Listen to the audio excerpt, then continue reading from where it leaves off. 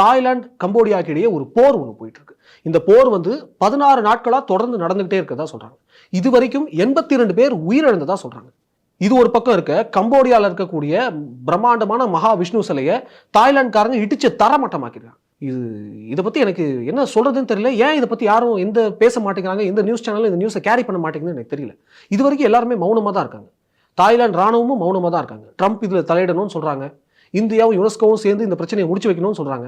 இந்த ஒரு சிலை விவகாரத்தினால ஏசியாலே கூட போர் வெடிக்க வாய்ப்பு இருக்குன்னுலாம் பயமுறுத்துறாங்க. இதை எப்படி புரிஞ்சுக்கிறது என்னன்னே தெரியல. அதாவது 2014 கட்டப்பட்ட இந்த மகா பிரம்மாண்டமான இந்த விஷ்ணு சிலை இந்து மதத்தினருக்கும் பௌத்த மதத்தினருக்கும் ஒரு புனித சின்னமா இருந்திருக்கு. அதாவது கம்போடியா நாடு இப்ப லிட்டரலி கதறிட்டு இருக்காங்க. எங்களுடைய கலாச்சாரத்து மீதான தாக்குதல் இது, இதை நாங்க சும்மா விட மாட்டோம், இதை ஏத்துக்க மாட்டோம் அப்படின்னு சொல்லி. இன்னைக்கு சாயந்தரம் இப்ப அப்டேட் என்னன்னா, கம்போடியா நாடும் தாய்லாந்து நாடும் தற்காலிகமா இந்த போரை நிறுத்திக்கிறதா முடிவு பண்ணியிருக்காங்கன்னு சொல்லி ஒரு அறிக்கை ஒன்று விட்டுருக்காங்க. பட் இருந்தாலும் இன்னமும் இந்த சிலை விவகாரத்தை பத்தி இன்னும் யாரும் பேசல. ஸோ அந்த வீடியோ நீங்களே பாருங்களேன்.